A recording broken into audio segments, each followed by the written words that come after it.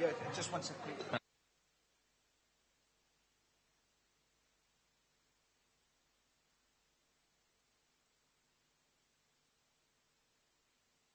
Right. Good evening, ladies and gentlemen, for this exciting meeting of the Planning Committee. Well, hopefully not too exciting. Right, just a couple of housekeeping announcements. First of all, there is no fire drill set this evening, fortunately. But in the event of the fire alarm going off, the Democratic Services officers will establish the situation and a safe route out of the building, and hopefully will return to tell us what it is, which will be helpful. Now, this meeting this evening, like all council meetings, is webcast. May I ask if anyone else is recording or intending to record the meeting this evening? That's not to stop anyone doing it, just so that we all know. No, that's good. Right, on with the agenda then for this evening. First of all, item 1, apologies for absence. I had them from Councillor Martin Cox. Anyone else? Oh, I think that's it. So, notification of substitute members for Councillor Cox.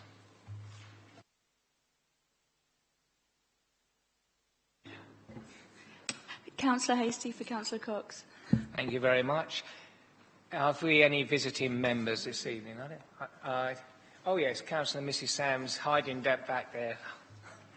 Could you tell us what item?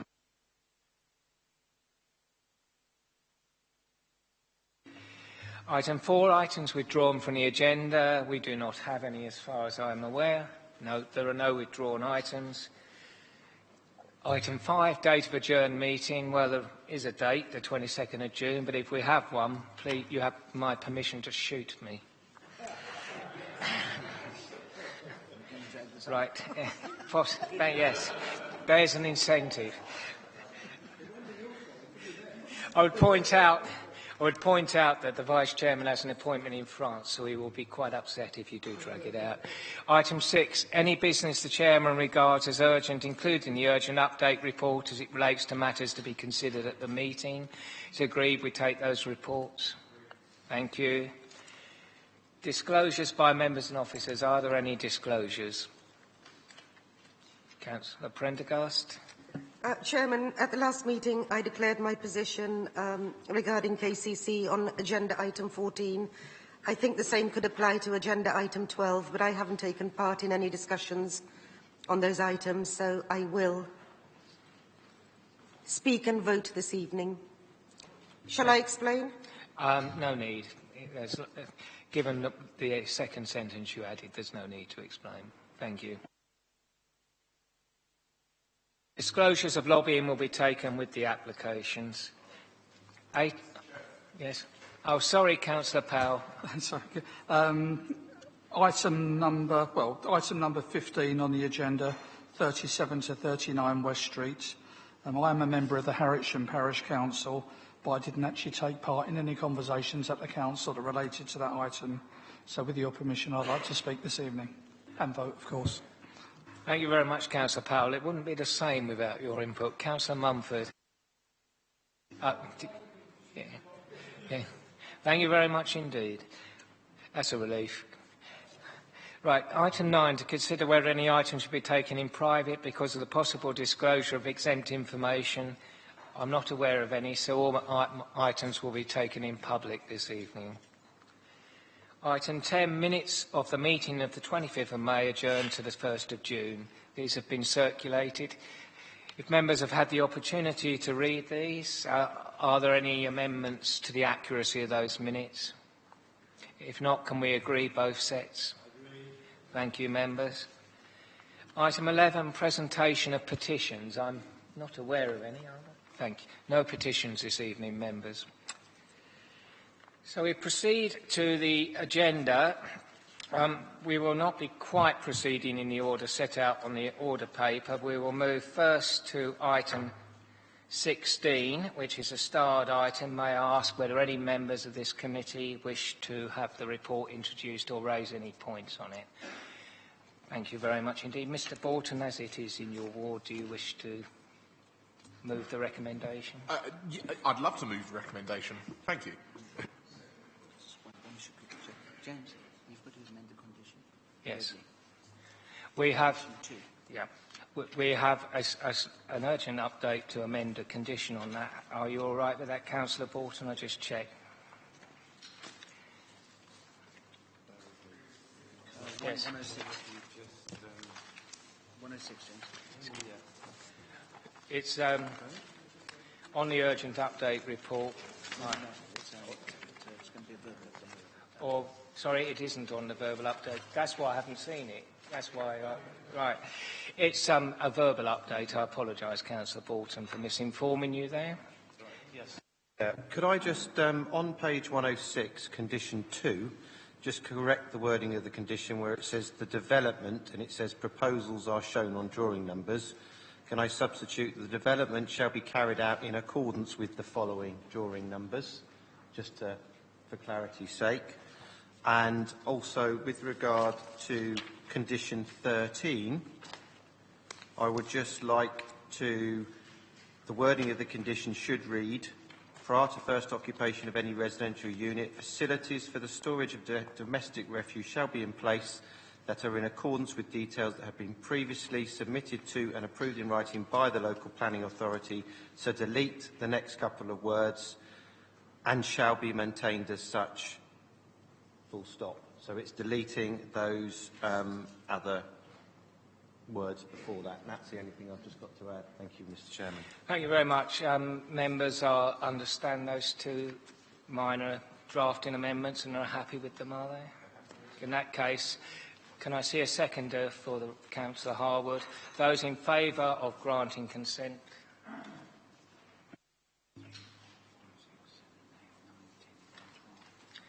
Thank you very much, members.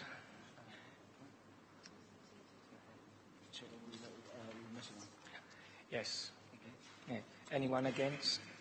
There's only 12 members. We'll have that counted again because the numbers don't add up. Those in favour, please. Anyone against? Abstentions? Thank you very much. Right. We move on to the next item, which is item 13, page 14. Similarly, this is a starred item. I've checked this doesn't have an urgent update. Are there any amendments you wish to make to the conditions or anything?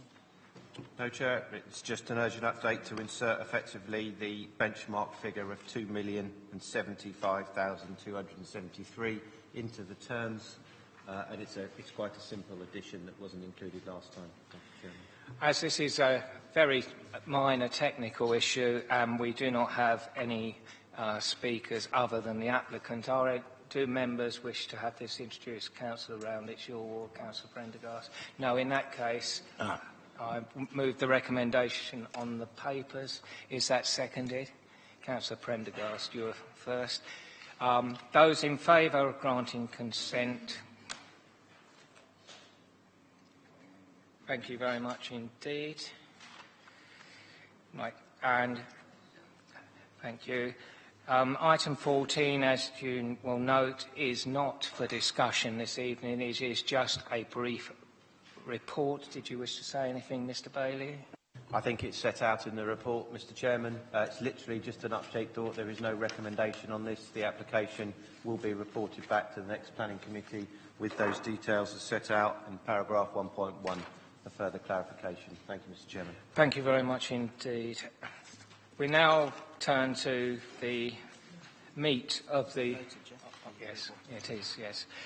Turn to the meat of the agenda this evening, and we are going to item 17 on page 142, and I'll ask the officer to introduce the report. Thank you, Chair. Good evening, members. This is an outline application for 8 dwellings at the Warm Lake Business Estate. Here is the site location plan. The application site outlined in red here. It forms the rear part of the business estate, includes largely a car parking area, part of a building that's currently used for scaffolding business, and also an open storage area that's in here. The site's well contained on the three boundaries here by trees and the buildings on the other side in the business estate. Access is taken off the A274 to the east, which is here on the Maidstone Road. Access will run through the estate and runs past the Grade 2 listed converted OST building here. The site falls out any settlement boundary in the existing and emerging local plan and is around 0.7 kilometres north of Sutton Valence. Run through the photographs. This is the access into the site. Behind us is the A274, so we've come through the business estate. This is just having gone through the gates, looking back. This is the listed OST house.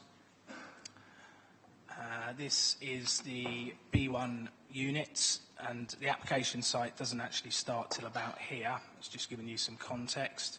Moving slightly further down, application site, you imagine the red lines running roughly across there and just cutting out part of that building. That's just turning round.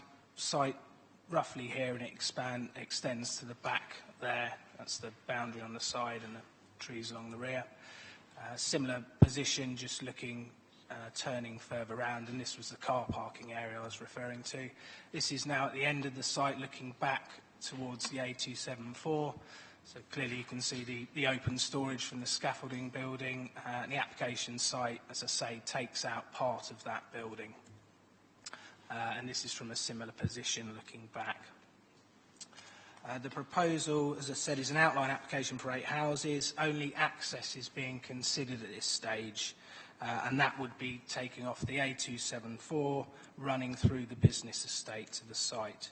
Specific details of the layout, the house designs, etc. would be dealt with at a later stage, but these are the illustrative plans provided showing how it might work. The main issues, the site benefits from an outline permission for 5 houses, and that was granted by the council in April last year, and that expires in April next year. This is a significant material consideration, and the main issue is whether 3 more dwellings would be acceptable or not. For the reasons outlined in the report, it's considered that the site can accommodate 3 more dwellings without detriment to the visual or residential amenities of the area and would not result in any other harmful outward impacts above the permitted scheme. Therefore, for the reasons outlined in the report, permission is recommended. I just wanted to make some amendments in terms of adding a condition to cover electric charging points for any dwellings. I do need a slight amendment to conditions 3, 4 and 7 to require that the development's carried out in accordance with those details once submitted. And I just wanted to clarify, you may have seen in the unseen urgent update at the back, it says that the Environmental Health Officer has not commented on the proposals. Apologies, that is not correct. They have commented on the application and they have raised no objections. Thank you. Thank you, Mr. Timms. I'm now going to just ask the legal officer to explain how public speaking works this evening. Thank you, Mr. Chairman. Good evening, ladies and gentlemen. This is a short announcement for members of the public, and in particular those who are speaking on any item this evening. As you've just heard, an item is announced by the Chairman, and the Planning Officer will then introduce the item. The Chairman will then call the various speakers. When you hear your name called, please come forward to the table in front of you and take a seat. To speak, press the middle button down. Sorry, you do not need to hold it down. The button will turn green and the ring around the mouthpiece on the microphone will turn red. You have 3 minutes to speak, and you'll see your time counting down on the screen behind me to my right, your left. At the end of 3 minutes, the Chairman will tell you when your time is up. Once you finish speaking, please press the middle button again. It will turn white and return to your seat. You may hear some of the speakers referred to as visiting members. They are members of the Council, but they do not sit on this committee. They also have 3 minutes to speak, but they have no right to vote on any of the applications. Thank you. Thank you very much. Our first speaker this evening is Mr. Billingham for the objectors. Mr. Billingham.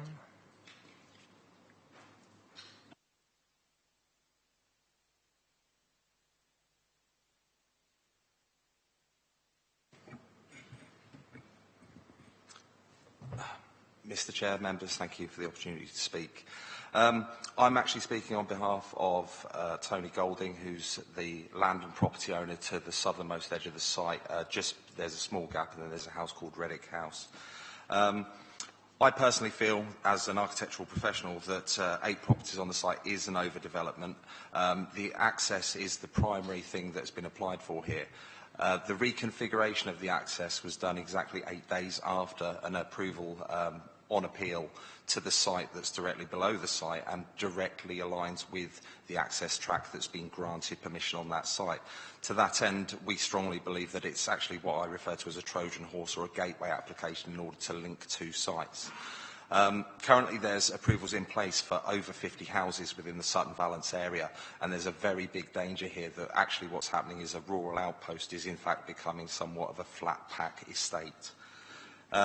There's a number of things that we already raised within our sort of written objection to the scheme, which I'll highlight once more. There was an article in the KM Messenger a couple of months ago whereby there was a 7-week study carried out by a government officer looking at the housing needs of Maidstone and the surrounding area. He deemed that there needed to be a 5% reduction in the requirement for housing stock, and I mean with this application it's actually showing a 60% uplift on one single site. It's not going to add anything to, local jobs, local infrastructure, local requirements over and above that was approved for 5 dwellings. So the only logical explanation for the change in access is to create a different alignment because they already had approved for access. Within the documents submitted, there's a traffic assessment which was submitted with the original application as approved.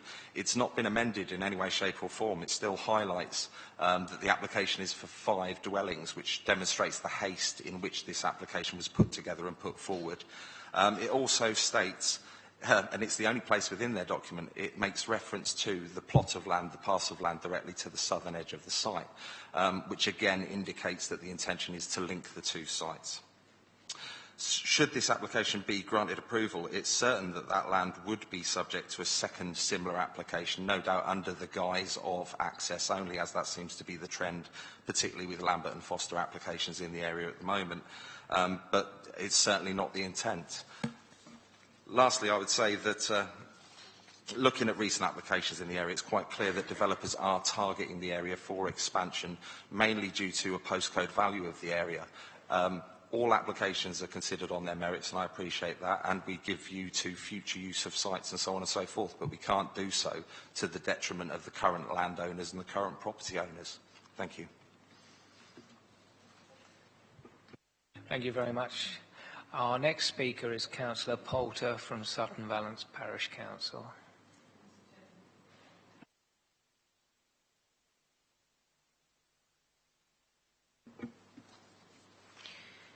Sutton Valence Parish Council is opposed to this outline application. The application was for 5 houses, which the Parish Council does not oppose. As at that time, Maidstone did not have its 5-year housing supply. It now has. As the officer has confirmed, the proposed application does not comply with policy ENB 28, and the Parish Council is at a loss to know why you bother having this policy when virtually every single application that the Parish Council has brought before you has been contrary to ENB 28 but still approved. The Parish Council believes that 8 houses is overdevelopment of the site, and the scheme is not set out with adequate planting and landscaping compared to the original application. The Parish Council also believes that the layout of the site increases the chances of development being extended to the rear of Reddick House. The Parish Council are very disappointed that the Borough Council has allowed a small rural area of less than 30 houses to be turned into a hamlet of over 70 without any monies being received towards infrastructure in this area. In a letter dated 8th of June 2016, Mr. Jarman stated that planning applications in this area were considered on a cumulative basis. If this was now the case, how has a very small area containing 30 homes been allowed to more than double? Time and time again, the committee quote wind chimes as a financial reason not to refuse this application, in the area, yet never mention Orchard End, which is metres away, which the borough won. Each application should be considered individually and not by the result of a previous appeal. In the local plan, Brandies Bay was proposed a development of 40 houses for which the parish council were allocated 106 monies for the play area at the harbour. The Warm Lake area has had 40 houses approved and a further 9 with the inspector at the moment. In addition, 30 have been turned down, but we are sure they will come back. They are all 4 and 5 bedroom detached houses, with the exception of 2 3-bedroom semi-detached. These large houses are contrary to Maidstone Schmar and the parish council's own emerging neighbourhood plan, which has highlighted a need for smaller, more affordable homes for all ages. The profit from these far exceeds the profit on Brandies Bay, yet the developers pay nothing to the War Memorial Play area just 200 metres away. The parish council are struggling to renew the well-used pavilion just down from this area and request that, if approved, a sum is allocated towards this project. Thank you. Thank you very much. Mr. Mickleborough for the applicant, please. Mr. Mickleborough.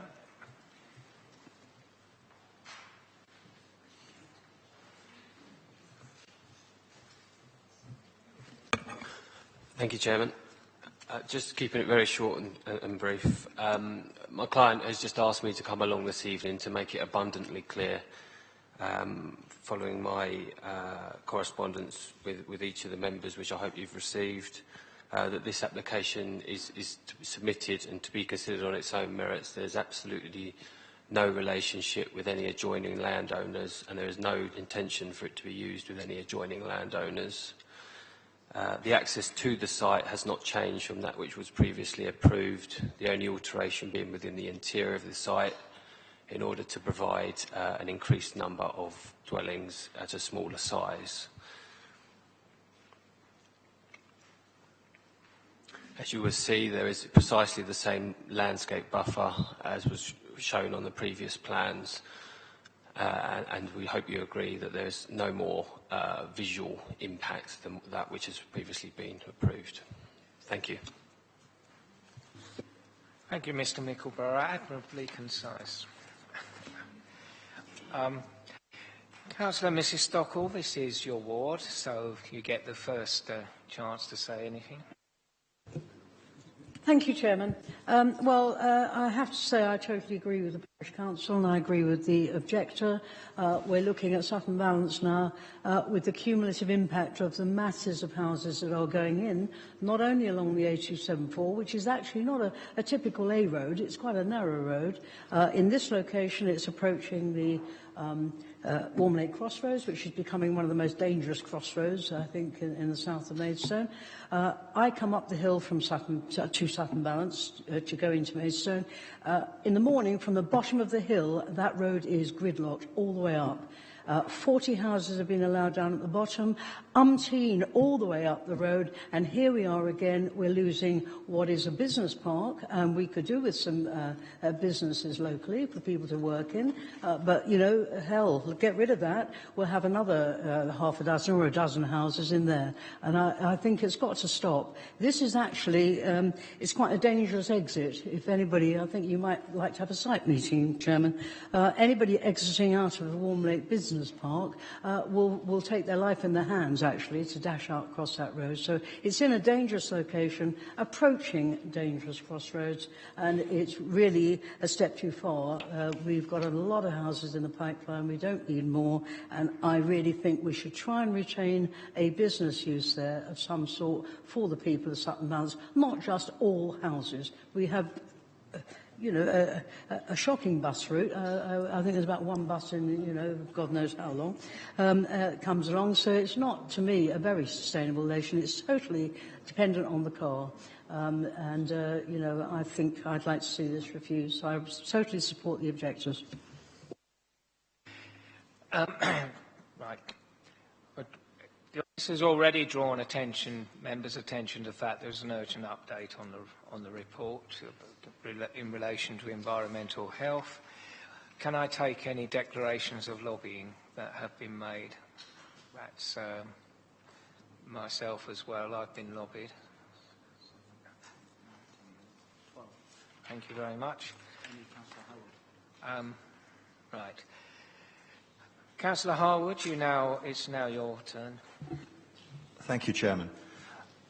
I think philosophically and emotionally, I absolutely understand and support what the Parish Council and the Ward Councillor are saying.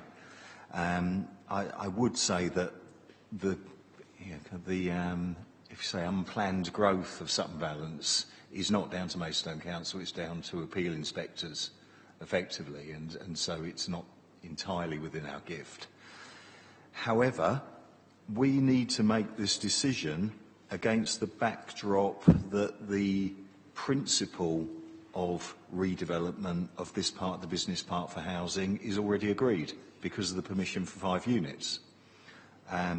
Also that we're going to have an access onto the 8274. That is, the principle is agreed.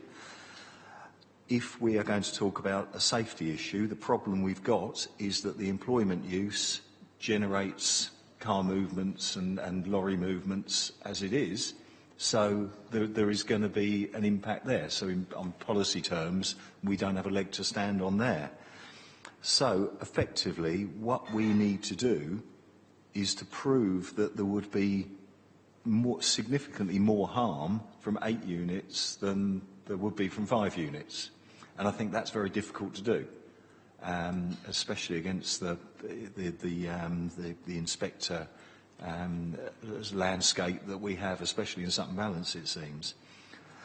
So I suggest that we really need to look at what the issue is here. And I think what the key issue is the potential for land creep into open countryside. I think that's where EMV 28 and SB5 really kicks in.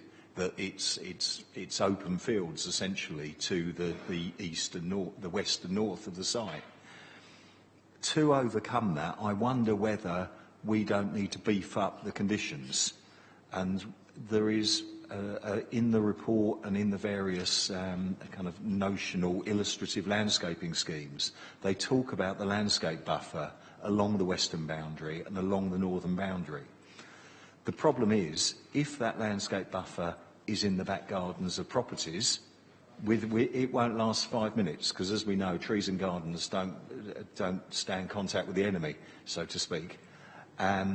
So I think the only way that we can do this is if we have a specific condition stating that the landscape buffer needs to be separate from residential curtilages, so that effectively we are providing that landscape strip around the edge of the site, and it provides, if you like, a barrier to development creep beyond the site, and also it screens the development from the open countryside.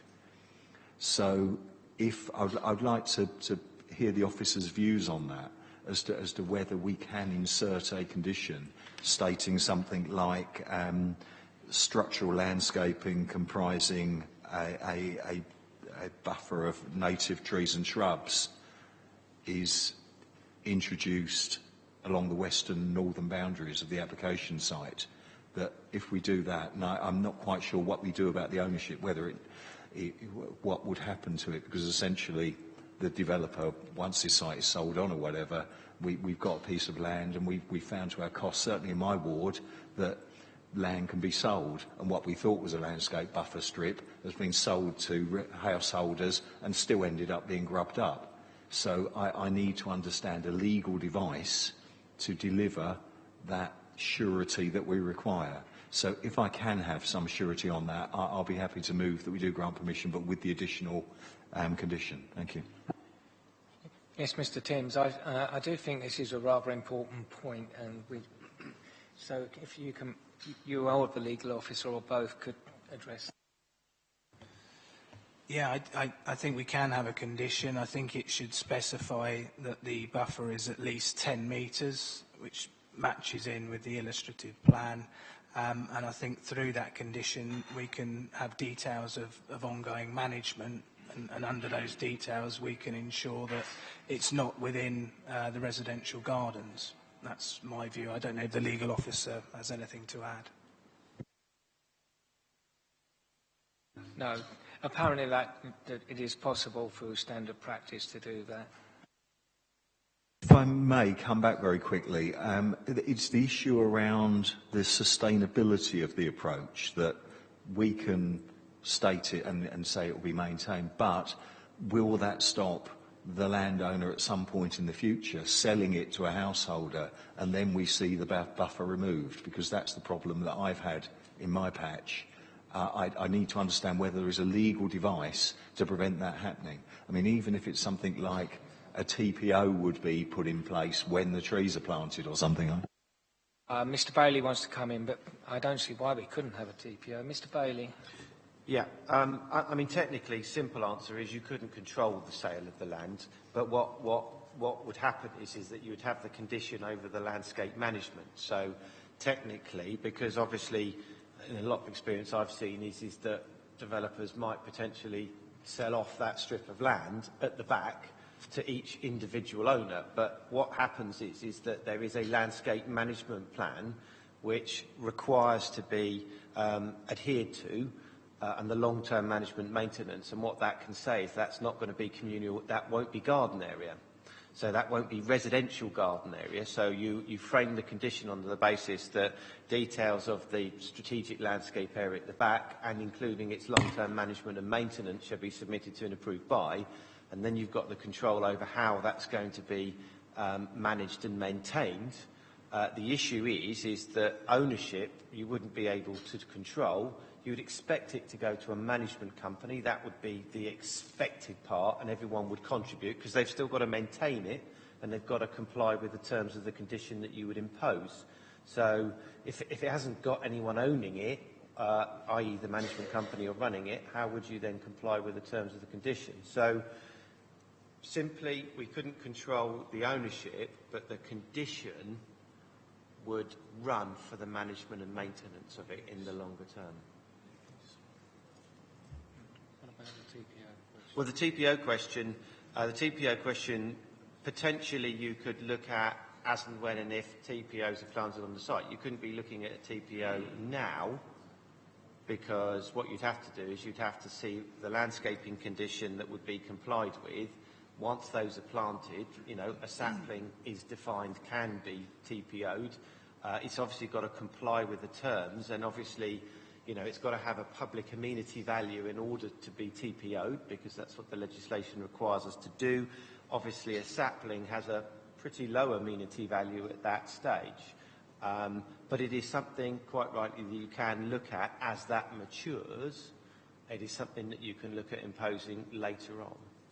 I'm not saying that you can't impose it as a sapling issue, but you're kind of stretching the definitions to quite a wide area. You know, because you get in a woodland, a TPO, if you get a woodland TPO, it's covered by a sapling. So it can be done. But what you would normally do is get, you know, you could require more mature specimens to be planted, saplings to be planted. I don't think I'll be encouraging that, because the general advice from the landscape officer would be that you'd go for the smaller saplings to get them to mature. I think the condition personally would give sufficient control over future management and maintenance of that site, so it wouldn't become residential garden area, and it would have to be managed separately. Okay, does that answer your questions, Councillor Harwood, at this stage? It does in a way. I mean, I was almost wondering whether, you know, potentially we could have the land go with a dowry to the parish council or something, so there is more surety in there. But, you know, there may be other ways to skin a cat.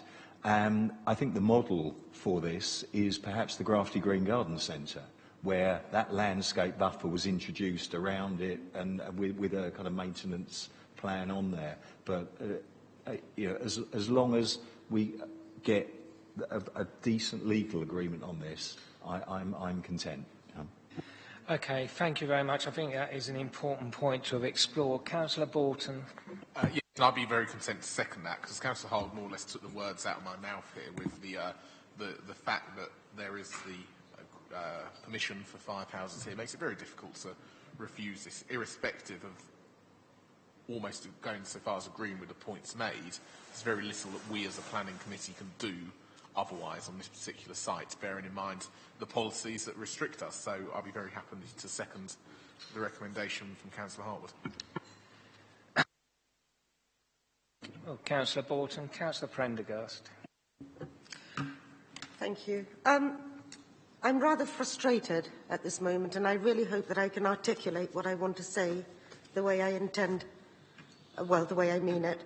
I find it really difficult to accept that it is in the Planning Inspectorate's gift to decide this. I accept that the principle of development is there, that there's permission for 5 homes, but I find it very, very, I mean, why would the Planning Inspectorate have the right to decide whether we want a new settlement at Warm Lake? Surely that is in our gift. It should be in our gift through our own policies. The officer in this report has already said that the land is within defined countryside and is contrary to ENV 28. What about our emerging local plan? Is there nothing in that that would offer some protection to this site? Because it's obviously, you know, it contravenes our existing local plan, but what is there in our emerging local plan that could help us in this instance? Because there is no mention of it in this report whatsoever. Right. Well, I'm going to call the officer back in a couple of minutes, but I'll take some additional points first because it may be that some members have the same issues. Councillor Mumford. Yeah, I think I've got the same issue. I'm concerned, like Councillor Harwood, the creep, and that is one solution. I heard the developer say each application should be standing on its own rights. Yeah, happy to do that. Sutton Valence, larger village. This is outside of the build area. It's outside of the large village. It's in the open countryside, ENV 28, SP 17. Now, I'm asked, there are material considerations, and I'm asked to look that it already has outline permission, inspectors' appeal decisions, etc., and I've read them. And the situation then, when it was given outline permission, and when inspectors have reported round there, was in the absence of a 5-year housing land supply, which suspends all of our housing supply policies, as we know. The local plan in the inspector's report was disregarded because it had little weight. I'm now in a different situation where I do have a strong 5-year housing land supply, so my housing supply policies are current. I have a local plan with substantive weight, and I also have an over-delivery of housing, as pointed out the other night at the other committee meeting. Quite a massive oversupply in addition to our plan. So I'm just wondering, and I'd like to ask the officers, is there material consideration in the fact that the situation that these 3 houses are being looked at is totally different than the outline permission and the inspector's reports? We do have a 5-year housing land supply, and our local plan carries substantive weight.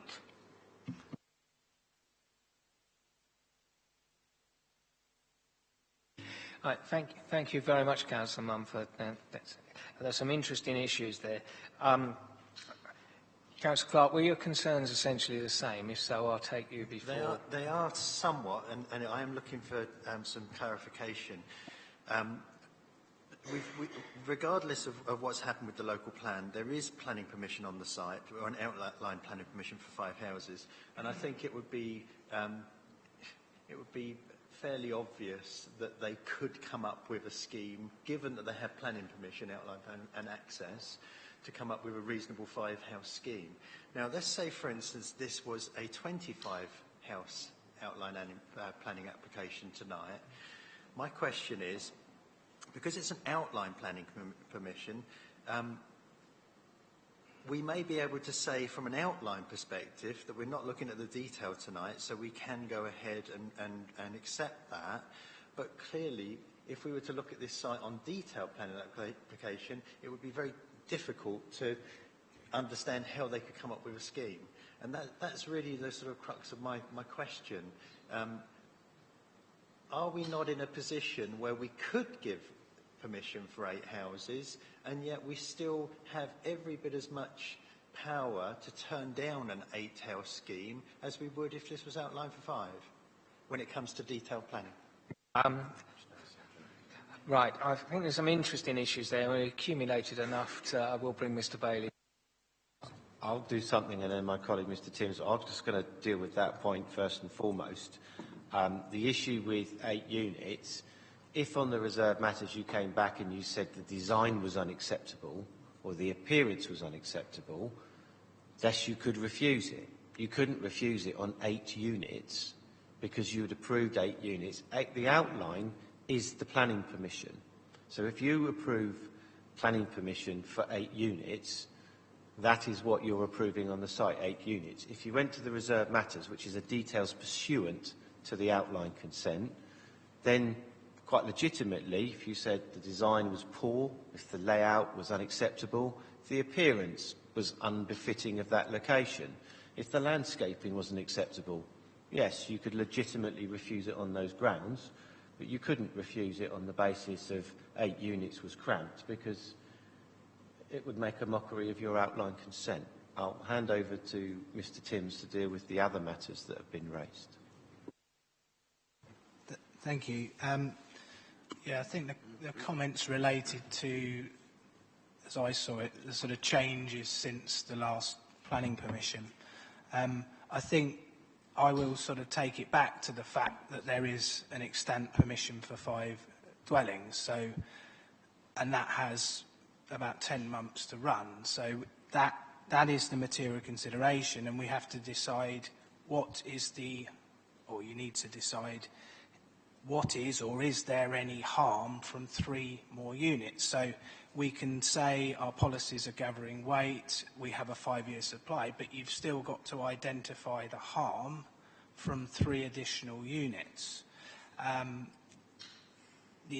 Against the 5-unit scheme, the emerging plan does include, as it says in the report, a policy for redevelopment of brownfield sites. So under the emerging policies, this development in principle potentially could be okay, but I still would like to draw it back to the fact that I think you need to compare the 2 schemes. There is the extant permission, which was granted under different circumstances, but it is there. So you would have to identify the harm from the 5-unit scheme to the 8-unit scheme, not just saying we have a 5-year supply, we don't need it. What you need to identify harm if that's the view you're taking. Councillor Powell, and then we will move to conclude. Mr Chairman, no, I'm quite concerned about this particular area in the south of Maidstone. Only a few weeks ago we sat here looking at another application that came into Warmlake, and I know I can't mention too much because of KCC Highways and Transportation has raised no objection. I hasten to add in their infinite wisdom. Yeah. This is a dangerous junction that is in this particular place, and my thought is that until any additional, even if it's just 1 property, I'm not against the actual 3 properties that are at this particular place, or whether there's a suitable kind of site for them, but it's just creating more and more problems. And it is problems this committee have already discussed before. Yeah, we can stick an extra few trees and a few hedges and have a buffer zone and whatever else, but it's not going to make any difference to the access, and that access is onto a blind bend on the A274. My concern is the security and the welfare of drivers. I'm sure the majority of drivers on our roads are absolutely fine, but I have seen some horrendous sights at that particular junction, and I've actually been there before when there has been accidents. That is my concern, and that's the well-being of the people that drive motor vehicles, not necessarily the properties. So I'm afraid I'm going to have to be saying no to this application when I vote this evening, and it's purely on the basis of access onto the A274. Thank you. And I hear what you're saying, Councillor Powell, and I don't disagree that there may well be an issue. The difficulty is, as you say, once again, our ever-helpful County Highways Department have said there isn't an issue. And secondly, of course, we do have the fact that there is, firstly, the extant planning consent, and also the brownfield commercial use on the site. So it is a bit difficult to say that the combination of the two wouldn't actually be higher than the 8 housing units, if you see what I'm saying. So it is difficult to use that particular argument as a ground for refusal. There may be others, but the highway argument is difficult given the existing consent and the brownfield commercial use on the site. In terms of the general policy background, I'm sure my colleague Councillor Harwood didn't mean to imply that there was any sustained plan by the inspectorate, but what has happened is that there have been these appeal decisions that have overturned the Borough Council's refusals on a number of sites. That doesn't necessarily mean that we have to be bound to uphold this decision, but it does mean that certain grounds we might have used in terms of sustainability are very hard to argue because of sites next door.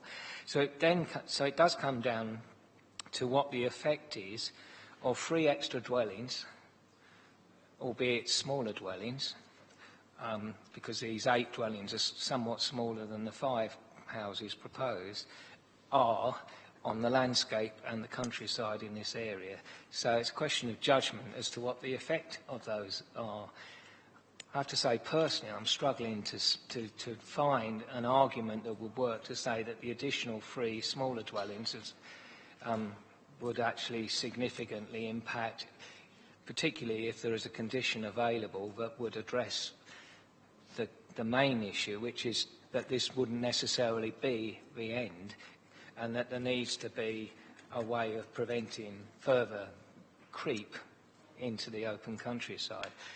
That would be best done if the legal ownership of that landscaping buffer were secured one way or another outside of the, well, in a way that could make sure that the householders there could not annex it, which has happened in some parts of Maidstone. So I think we are in a position where that could be done, but before we vote on it, we do need to check that, I think, because clearly that's an important consideration.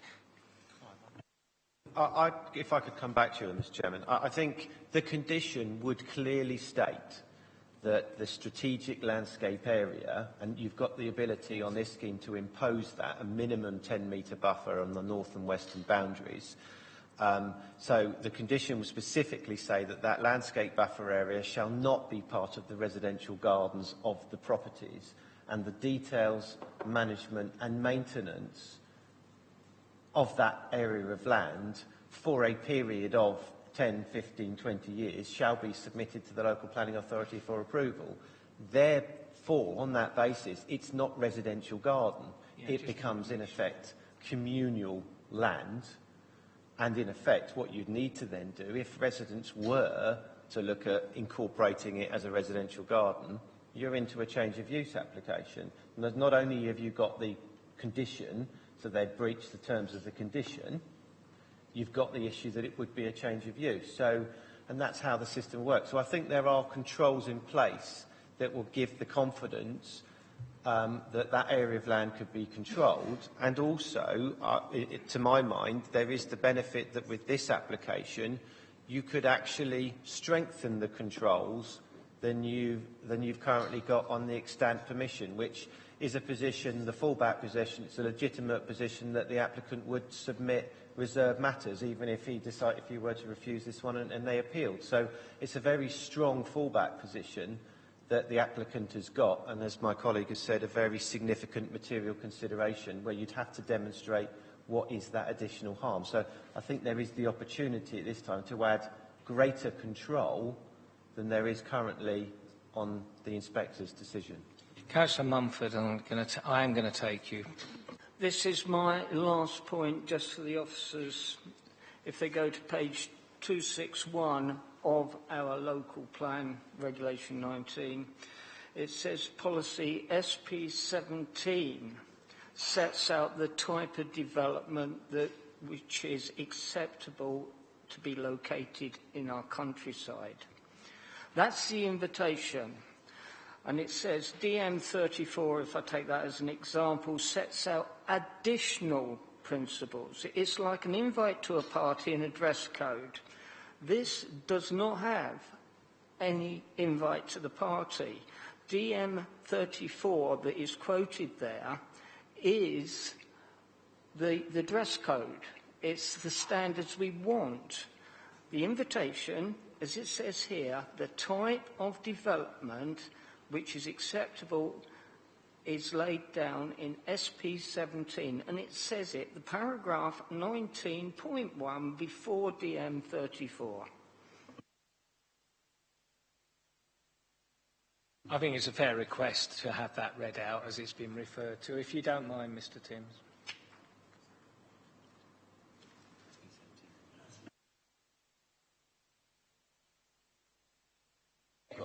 Yeah, this is the explanatory text that goes with DM34, which is a policy for design principles in the countryside. Policy SP17 sets out the types of development which would be acceptably located within the borough's countryside.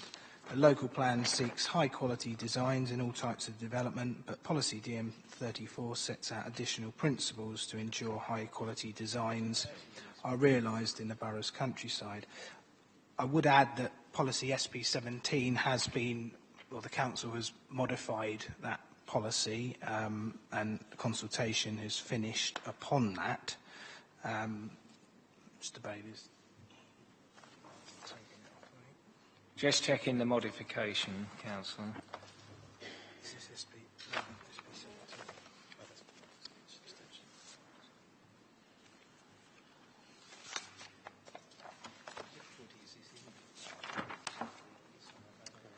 And the modified SP17 outlines what's defined as the countryside. It says development proposals in the countryside will not be permitted unless they accord with other policies in this plan, and they do not result in harm to the character and appearance of the area. Well, we have referred to another policy in the plan for redevelopment of brownfield sites, and I suppose the officer's point here is that the 3 additional dwellings do not result in any harm beyond the approved scheme. So that's the opinion. I think I will draw it back, for the sake of repeating myself, to the fact that there is an extant permission. If there wasn't an extant permission, it may be a different decision, but there is an extant permission. I think that's fairly clear, members, that it is essentially because of the planning history of the site, plus the argument about the brownfield nature of the scaffolding business that puts us in that particular position. I think, very quickly, Councillor. Could we not have a condition where we give delegated authority to the officer to negotiate with the applicant to come up with some agreement to give this land as part of the scheme, to give it to a local amenity group? I think that would have to be a Section 106 agreement rather than a condition. Perhaps, but I'm just wondering if we could delegate that possibility to officers to work offline after.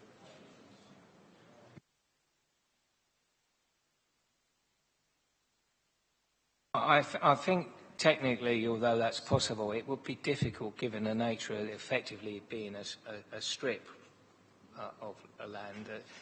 That it would present some technical difficulties. Mr. Bailey, would you care to? Yeah, I think it highly, you'd have to get the agreement of the owner. 2, I think it would be a small strip of land. It would have to be managed and maintained. It would be very, very difficult to find someone to take that on. 3, you'd have to question whether that meets the seal tests. Is it necessary to mitigate the impacts? I've come up with the condition scenario. The MPPG advises us to say you should use conditions, not use the Section 106. on the basis, and we've come up with a very legitimate condition that you could frame that could deal with the management of that. You know, the issue, whether it's managed by the residents of the new houses, that shouldn't be an issue. The issue that you're considering is, will it be managed? Will it not form part of the residential gardens, and therefore then the strategic buffer would be taken out because it would be trees? Those issues can be adequately controlled by condition. There is no need for a Section 106 to go down that route, and to my mind there is no need to get some other third party to deal with that, because the condition would control it. Okay, members, any... Right. Yes, of course, that's quite true, Councillor Round. All right. Yes, indeed. They are only enforceable by law. Okay, members, the debate has been full, which is very sensible on this. Councillor Harwood, would you like to refresh everyone's memory as to what was actually moved? Yeah, it's an additional condition to ensure that the northern and western structural landscape buffer is retained and managed. I mean, if 20 years, I think, was what was talked about, for a minimum of 20 years, and that should hopefully give time for the planting to grow up where we can TPO it effectively. In terms of the detailed wording, it's how it works in a planning context, but that's the spirit of what I seek to achieve. And in terms of that landscape buffer, it needs to be appropriate to that area of countryside and you know, for landscape and biodiversity. For your agreement, Councillor Harwood, can we clarify it must be at least 10 metres? Yes, that was the previously agreed distance, and outside of garden land. Councillor Bolton, is that okay? Sorry. So that would be, this is the reference that it becomes communal land. Yes. So open space as opposed to back garden. That's vital, because if it gets incorporated, it will just disappear. Yeah, okay. What, the wording of the condition? The precise wording of the condition will be obviously delegated to the officers to encapsulate that, but that is the main thrust of it. Is that clear? Those members, Sorry, just with the, as Mr. Timms suggested, there's also some minor amendments to conditions 3, 4 and 7. This is to ensure there's an obligation in there at the moment to submit and approve, but not to then go on and implement. So those 3 conditions need also further minor amendment. Of course. It does really help if you implement. One more, apparently. I had also said a condition covering electric charging points for any dwellings. Thank you very much. Councillor David Burton will be delighted by that, I'm sure. Those in favour of the motion proposed and seconded?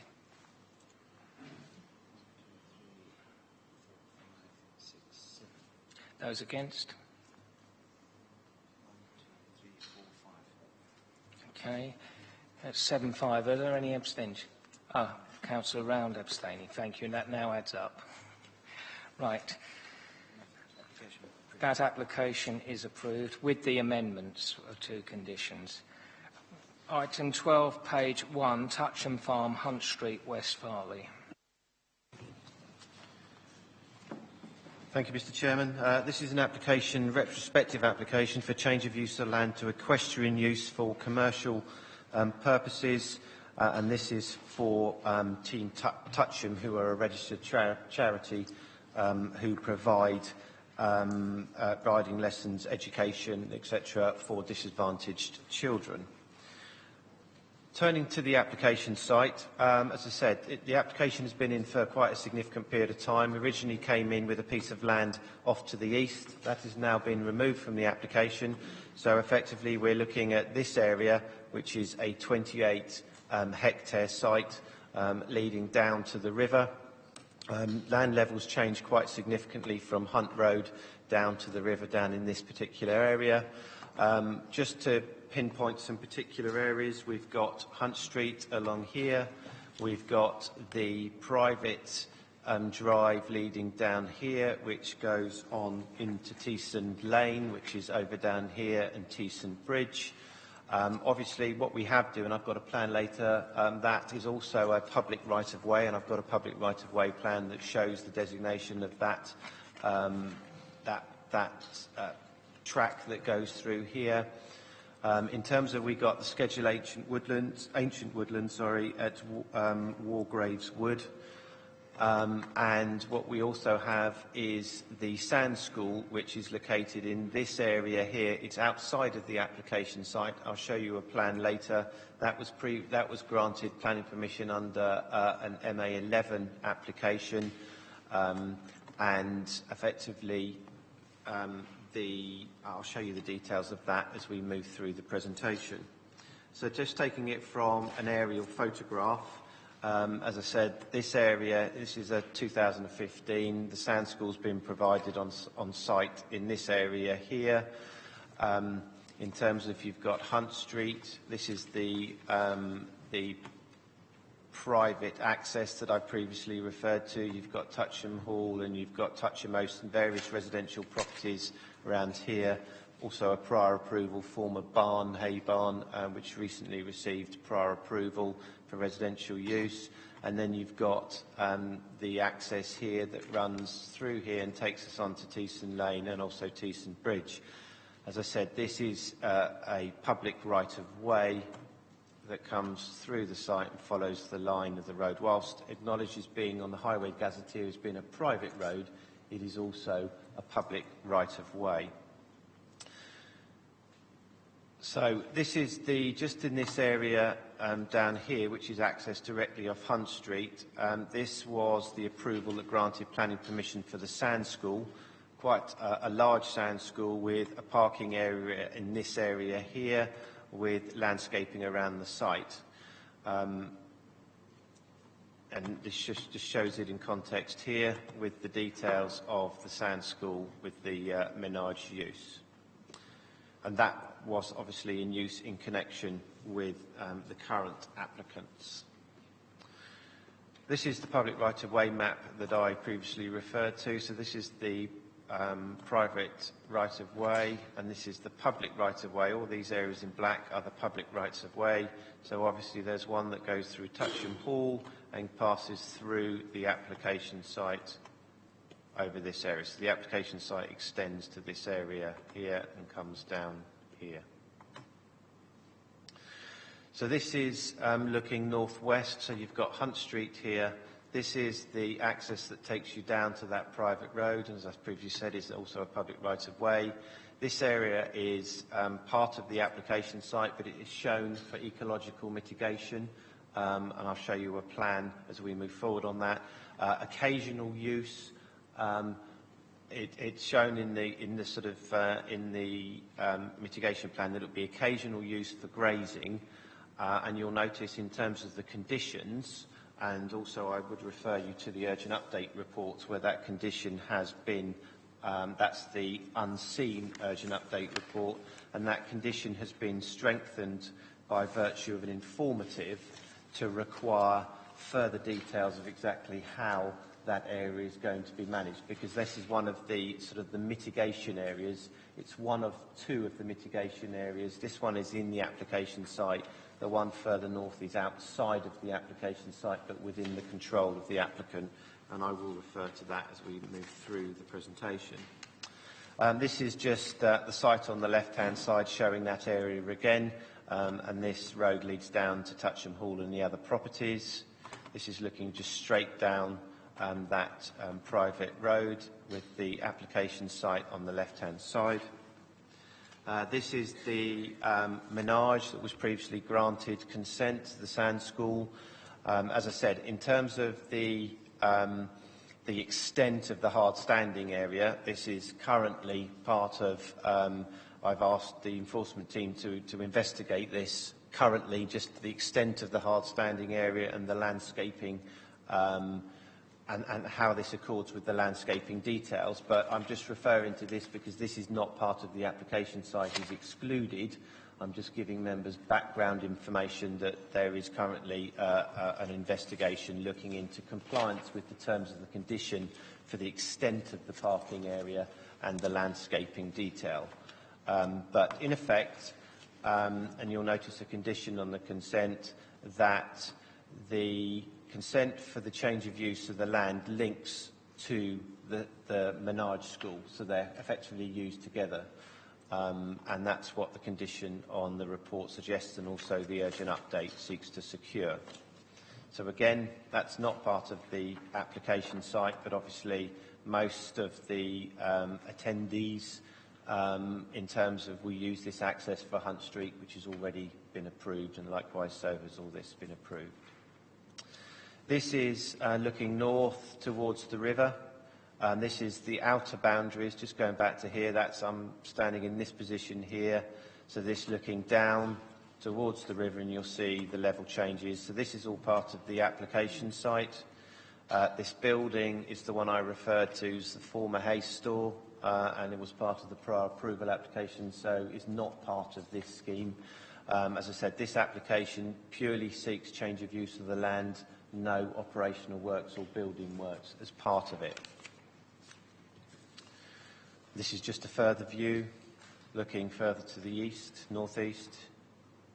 And this is looking from Hunt Street, looking northeast across the site, and you've got the private access drive off over to this area that leads to Toucham Hall, approximately this position going down here. So it just gives you the context of the site. In terms of character of the site, little has changed in terms of the fact that it's pasture land and it was previously farmland. But in terms of landscape impact, there's very little landscape impact. You will notice that there is also an additional requirement on the unseen urgent update report, because in my eyes, one of the key issues that arises from extensive horsekeeping on land is the subdivision of the fields and the appearance of the white or green temporary fencing that appears. That can probably have more harmful impact on the landscape than any other type of fencing. So you will notice there is an additional condition on the report which seeks to secure that and require details of it so we can look at the landscape impact arising from that. This is the part of the biodiversity plan. As I said, this is an area that's outside of the application site, but again, the informative seeks where the condition of the management plan seeks that details of this are provided, because obviously it's outside the application site but within the owner's ownership, and this is the area that I previously showed you in the photographs. I think the key issues are really set out in the report in terms of very limited landscape impact, which can be controlled by condition. In terms of ecology, there is a condition requiring a management plan to be submitted, and as I said, that's been strengthened to include the details of how these two areas are going to be managed. Kent Highways raise no issues in terms of the traffic impacts, and generally as a whole, there are no technical building works. It is purely change of use of the land, and on that basis, NPPF local plan policies generally seek to support rural activities, leisure-based activities in the countryside, and obviously criteria policy deals with that, but on the report set before you, we conclude that there is very limited harm. If there is any harm, that can be mitigated by the conditions, and on that basis the application is recommended for approval subject to those conditions and the urgent updates. Thank you, Mr. Chairman. Thank you very much, Mr. Bailey. As the officer said, there is an urgent update report amending some of the conditions on the papers. Can I also take at this point declarations of lobbying? I've been lobbied. Who hasn't been would be more accurate. Councillor Harwood, Councillor Spooner. Those who haven't been lobbied, that is, Councillor Harwood, Councillor Vizard, Councillor Spooner, you were lobbied then. So it's just Councillors Vizard and Harwood who haven't been. I wonder what you've done to be left off the list. Right. What, Councillor Harwood? We now move to Councillor Scott from West Farleigh Parish Council.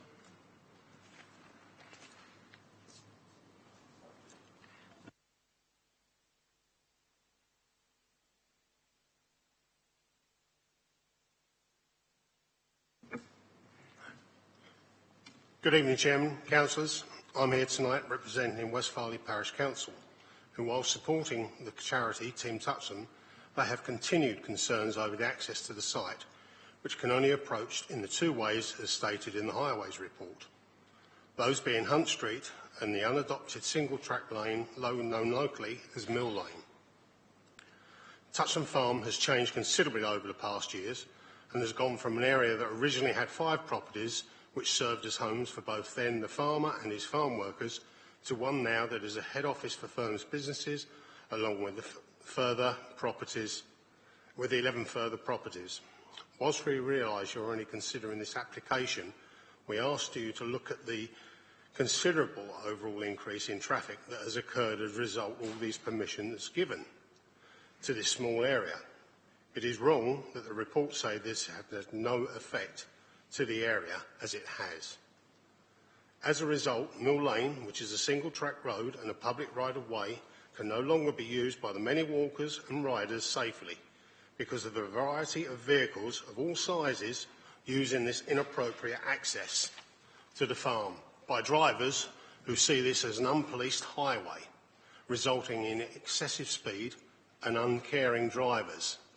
Sadly, from the near misses reported so far, someone is not going to be so lucky in the near future, as there is limited room for pedestrians and riders to get clear. West Farleigh would like to see the previous offer from the owner made to Councillor Mortimer of putting an electric gate at the end of Mill Lane with limited users, which would limit the vehicles now using this lane. Sadly, this was reneged upon by the owner, but feel that this must be now included any permission given by this committee by whatever means you have. Signage does not work, as proven prior to this application, and your officers are probably well aware of. We hope that you understand our concerns for both the safety of the public and for the residents of Mill Lane, who have endured this for long enough. Thank you for listening, and please do something about it. Thank you.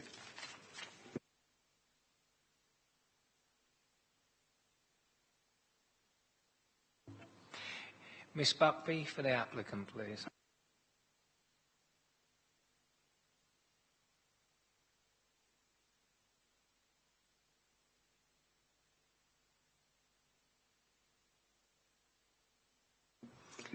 Thank you. I can't comment on traffic procedures because they're out of my remit. All I would like to say is that Team Toucham is very close to my heart. It is a charity that we've been building up for the last 10 years, and we've got to where we are. And all I really want to do is just progress with the charity without this shadow over the top of us all the time.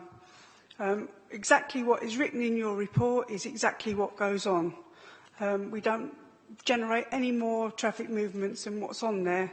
So really I haven't got anything else to say. As it goes for the fields and that,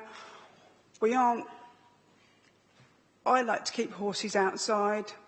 I don't like white plastic fencing anywhere. I like my horses in herds and as natural as possible, and that's how we like the children to bring up the animals, as natural as possible. And we cap at 40 horses, 35 for the charity, my own show jumping horses, and that's because what I can afford and what I know I can afford, because I still work full time. And I will be still working full-time, because I need my pension.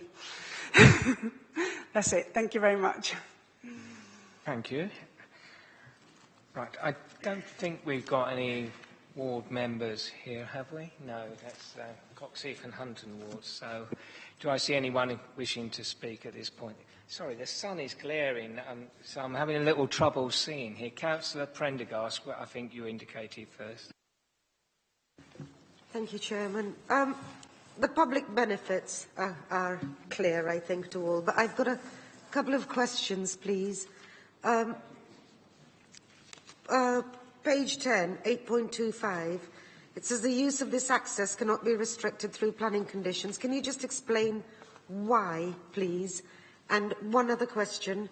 Condition number 6, the number of horses associated with the equestrian use shall not exceed 35.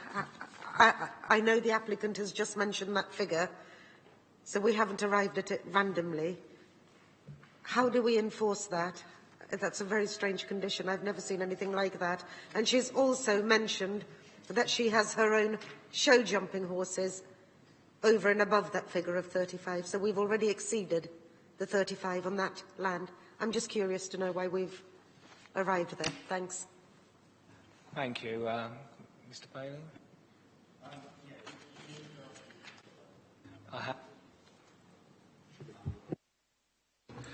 With regard to the first issue, obviously we have no control over the highway.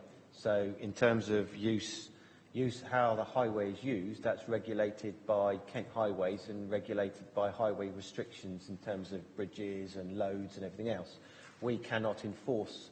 If we imposed a condition, it'd be unreasonable, it wouldn't meet the 6 tests because we're not the enforcing authority. Likewise with a Section 106. If you tried to impose a Section 106 on it, couldn't be enforced because we are not the enforcing authority. It's down to Kent Highways to do that. That's why we can't use the condition. With regard to your 35 horses, now I don't know where, obviously there is other land that is owned by the applicant, as we previously said, in Blue Land. If those other 5 horses are kept outside of that land, I don't know. What I do know is that the application and the number has been derived from the details and the discussions over the application to set the figure of 35. I think it's worth adding, Mr. Bailey, that it's not particularly unusual with equestrian uses to see a number indicated of the usage of the horses or other animals on the site. It's not unusual. I think I saw Councillor Harwood earlier when I was trying to peer through the glare. Martin. Right, thank you, Chairman. I mean, as has been pointed out, there's no demonstrable harm, to quote Ian Ellis, who's been in this committee, arising for this. And in terms of, there's no highways objection. We have no control over the highways, so I don't think there is any approach we can take other than to grant permission. So I therefore move that we do grant permission as per the papers. But I would add that actually, in landscape terms, with the change of use, the traditional orchard on the site and the woodland is better protected than it is with the agricultural use, because if it were an agricultural use, the orchard could be grubbed up and you could crop hard up to the edge of the ancient woodland. So actually, in landscape and wildlife terms, it's an improvement. And the reason why we came up with that 35 figure is that there is just a calculation looking at the area and the grazing pressure to prevent poaching and remove available food resource. So it's just, the right number of animals for that area of land. So I'm very happy that we to move that we grant permission. Thank you. Councillor Harwood, you've moved that. Is that seconded at that? Councillor Powell, would you like to speak now? No, I just totally agree with what Councillor Harwood's just said. Very much. Moving rapidly on, Councillor Round. Thank you, Chair. I was actually going to say much of what Councillor Harwood said. I firmly believe that done right, this application can actually be an enhancement to the local area, and a number of improvements can actually be made. And the officer rightly said that certain conditions could be implied, and that we'll also do that. But whilst I am here, I will use this opportunity to make the point that the Parish Council did raise a number of key issues, and I just hope that they can be referred back to KCC. Firstly and foremost, can they actually monitor and possibly come up with some sort of condition, I won't say condition, but monitor the situation? And also, can they also improve the highway signage, please? I don't think we could necessarily attach it to this particular application, but if the Parish Council are correct in saying there is a general issue in this particular area, then of course the matter could be raised with the Joint Transport Board at a future meeting. As you councillors will know, there has been a request circulated from one of our Democratic Services officers here this evening requesting items for the work programme for the Joint Transport Board. So if members and the Parish Council was to take the general issue forward to the Joint Transport Board, I'm sure that could be arranged. But it can't be attached to this particular application. But clearly the Parish Council have raised valid points that we should try and address some way. Right, Councillor Mumford, then Councillor Borton, and then as we seem to be fair, okay, Councillor Borton's withdrawn. Councillor Mumford. Mine will be very, very quick. Does the 35 horses, is it necessary? Surely that will be dictated by grazing, etc. Does it pass the 3 tests? I'm just wondering whether it's just a restriction that we don't need to put on it. Can you slip over to the aerial view? I just have one problem. It's just an admin one. Just make sure we are talking about the same area. Southwest corner seems to be different than the red line. That's southeast. Southwest corner. Different than what I've got in my papers.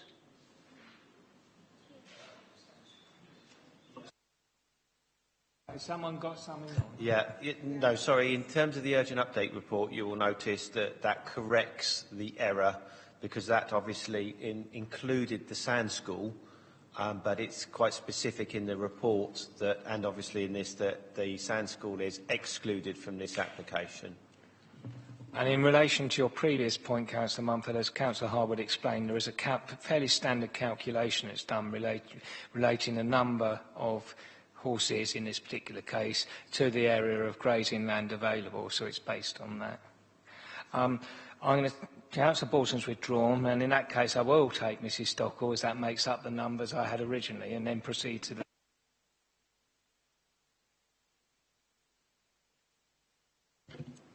Thanks very much.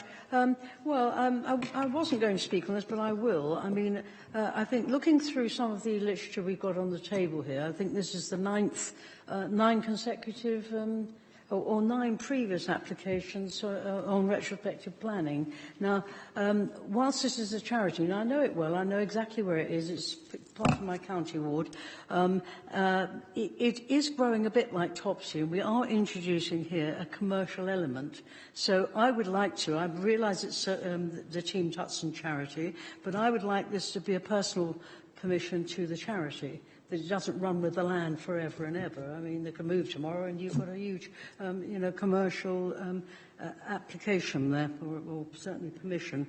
I think this is changing it quite significantly to go to commercial, and I do agree with what the Parish Council said earlier. So I won't be voting for it in its present form. I would like to ask the officers if we can put it personal to the charity, that permission, because they could move on.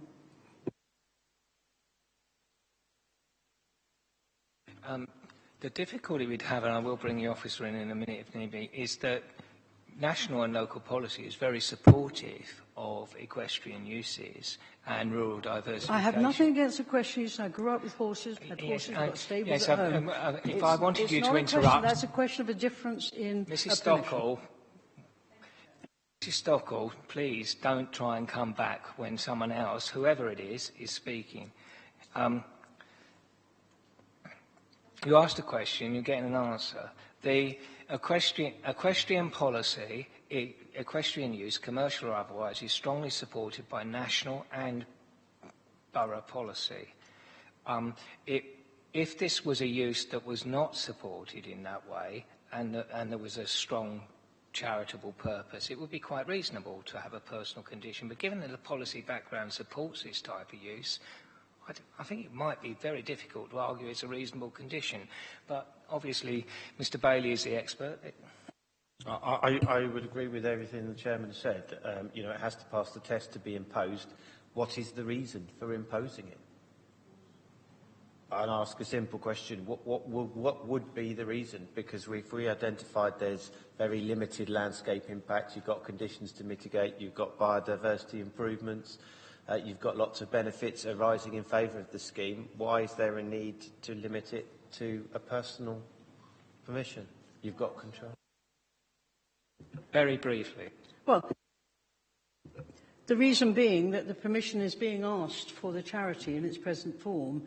This permission, if we give it for a commercial use, runs with the land. If they move on, that permission is still there. Oh, I may be wrong, tell me. Very narrow country lanes we're talking about up at West Farleigh. Councillor Stockwell, has your proposal a seconder? No, in that case it falls automatically, and I will proceed to the vote on the motion that has been proposed.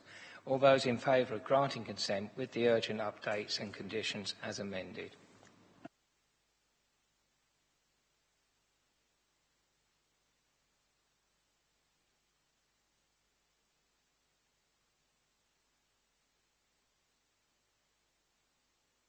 Thank you very much. That application is granted as amended with the conditions in the urgent update. We proceed to item 15 on page 88, which is West Street, Harwich.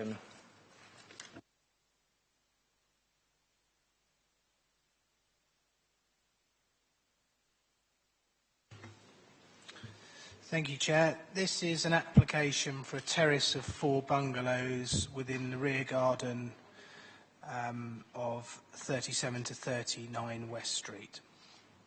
Just run through the site location plan. You can see it here, it's outlined in red. As I say, this is 3739 West Street, and the application relates to a fair proportion of their gardens.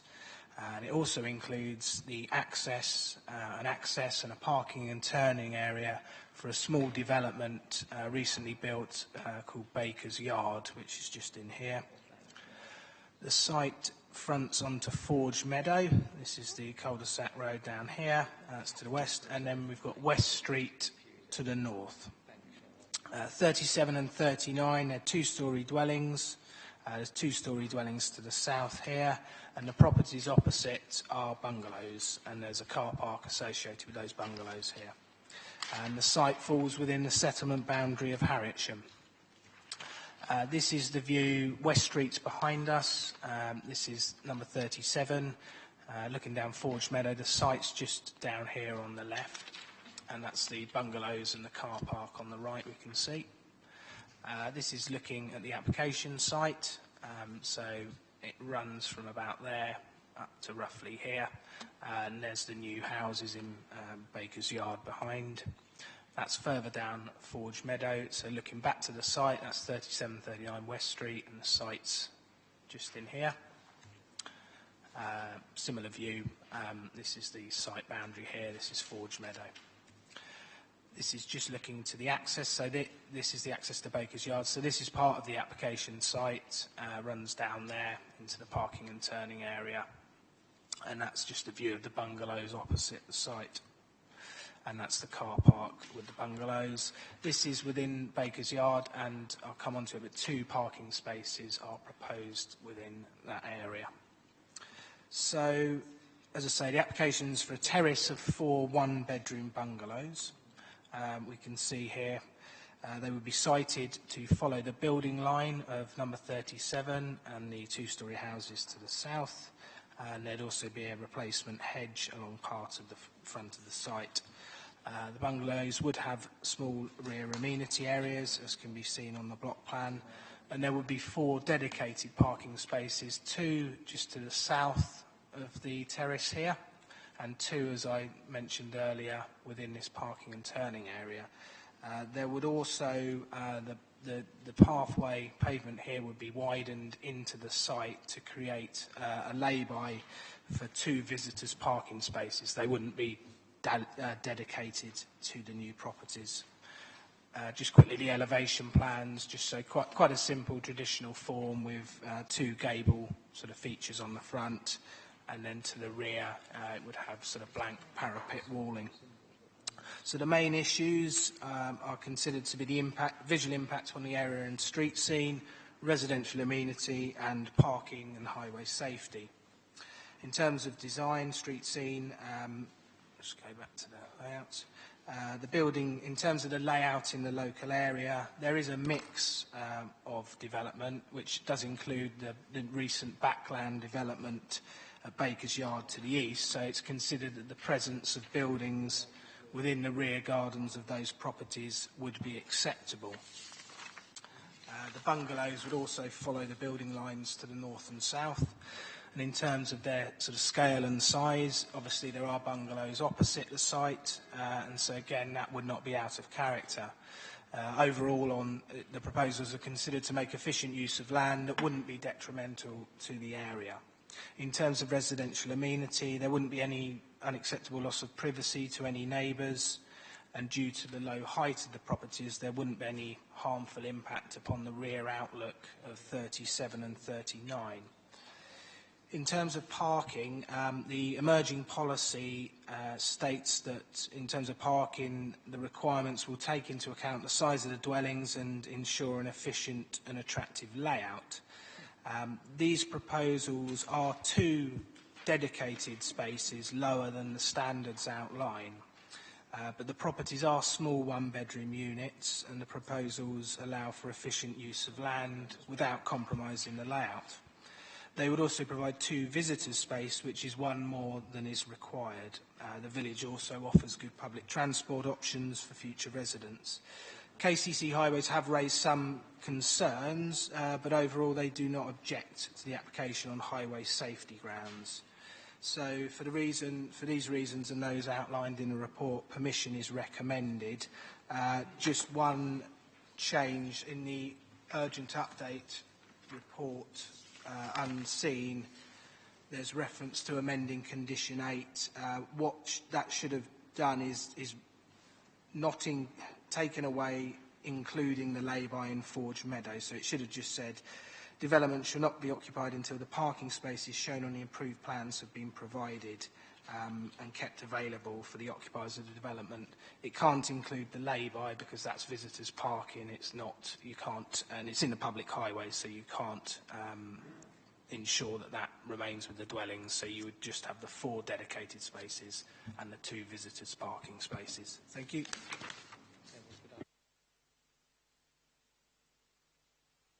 Thank you, Mr. Timms. Mr. Beale, objector, please.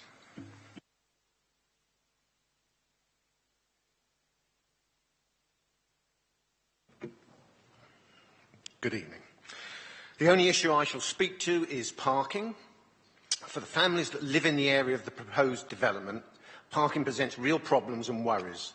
Problems in the practicality of finding a space for their vehicle and worries for the safety of their loved ones. As I wrote in my letter of last year, finding a parking space in the evening can be likened to a game of musical chairs. There are too many cars for an ever-decreasing number of parking spaces. As a consequence, someone loses out.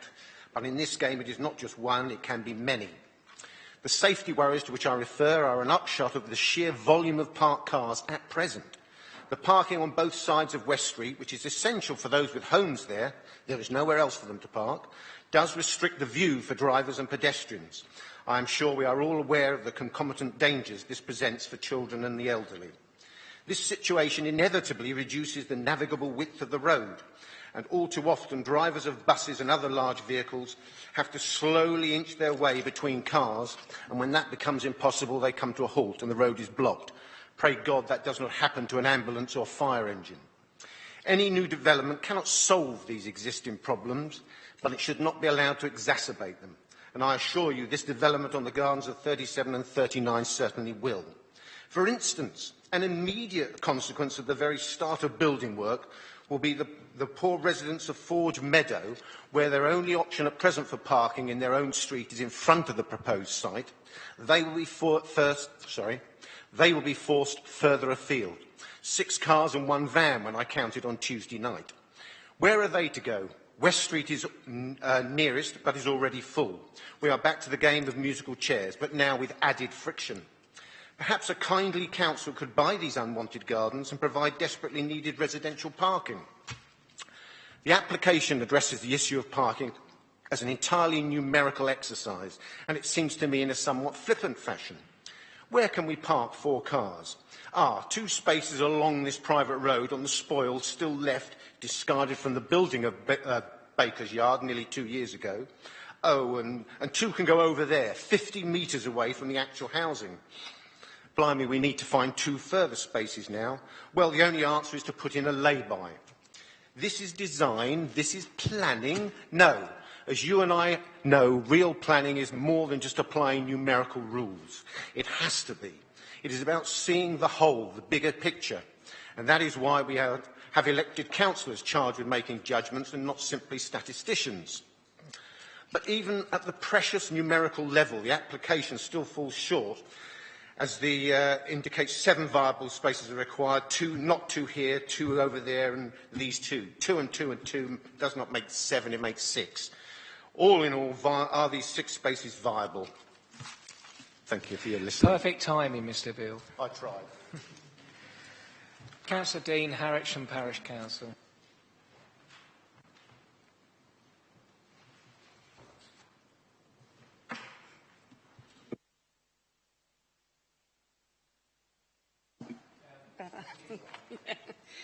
Good evening, thank you. Harwich Parish Council has previously objected to this application on the grounds of the unsustainability of the location and unacceptable impact on the character, appearance and visual amenity. We note the applicant has amended the scheme. However, the fundamental issues remain unchanged, and we are disappointed to see it being reconsidered. We are also disappointed that Highways have disregarded the parking and highway safety issues brought to its attention. Maidstone has an agreed 5-year land supply, in which significant development sites have already been identified in Harwich. The proposed site is not part of the current plan, and the type and size of dwellings proposed are available in adequate supply within those sites already agreed. West Street is seriously congested with significant bus, HGV and car movements, together with parked cars, unsafe sight lines for pedestrians walking children to and from the village primary school. Point 822 of the officer's report states that the proposal would generate a marginal increase in vehicle movements, and in 819 that 2 new parking spaces are being created. We have already reported that there are some 42 dwellings in West Street without off-road parking, and have submitted photographs showing the 2 additional parking spaces on the corner of Forge Meadow and West Street are not new and are already being regularly used by 2 or 3 commercial vehicles.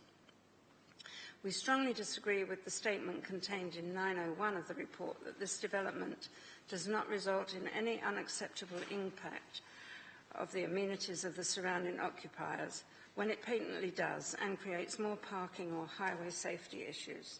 The report noted 21 representations, with 18 expressing concerns about the proposed development, but still maintains there are no overriding material considerations to indicate a refusal. Surely matters of public safety, coupled with strong objections from neighbouring properties, are material to your decision. If not, then the committee's call for public consultation is pointless. The lack of reason to refuse does not in itself represent a reason to grant this application, when to do so would exacerbate an already overstretched area. We urge you to take notice of local residents' concerns, and together with those stated in our previous objections, Harwich Parish Council requests this application be rejected. Thank you very much, Councillor. Councillor Mrs. Janetta Sams, please.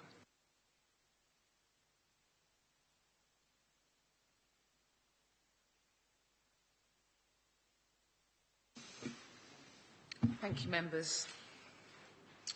Just want to say a few words about the application. You as a planning committee are very aware of the highway problems in West Street from a previous application that has recently been referred to the Joint Transportation Board.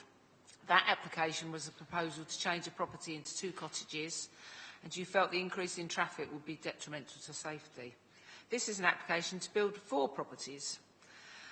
An application that KCC Highways Transport actually raised a number of concerns, which I think is unheard of regarding parking provisions at the site. I'd like to bring councillors' attention to the urgent update, which talks about the lay-by in Forge Meadow. This is not creating parking spaces To say that 6 parking spaces are being created is incorrect. A new lay-by will not create new spaces. It just replaces spaces that people are parking in anyway. There's a resident sitting behind me that parks there. So he will lose his space and he will then have to move into West Street, which is very, very congested. West Street is a road there are daily problems. Buses regularly get stuck. Lorries are often not able to turn to Station Road because of parked cars. Forge Meadow, which I don't think shows on there, is extremely narrow. If you drive down it, you can only get down it if parked cars are parked on the pavement. Otherwise, there is no room to go down there. You cannot turn round unless you go right to the bottom and with great difficulty do a 20-point turn to try and turn round. So those people in Forge Meadow have nowhere to park. There are 3 properties in Forge Meadow that are unoccupied at the moment. That is another 3, 6, 7 cars that need it. The report says about public transport in Harwich, it is very poor and expensive. The train route is slow and only hourly. The office reports cite there are good bus links. Yes, good bus links, but not a good bus service. You have to go before 6:30 if you want to get into Maidstone, and you have to leave at 10 to 7 if you want to come back to Harwich. We've talked about the marginal increase. That, again, untrue. This is a road that is often gridlocked. Both ends of this road, the West Street, go to the A20.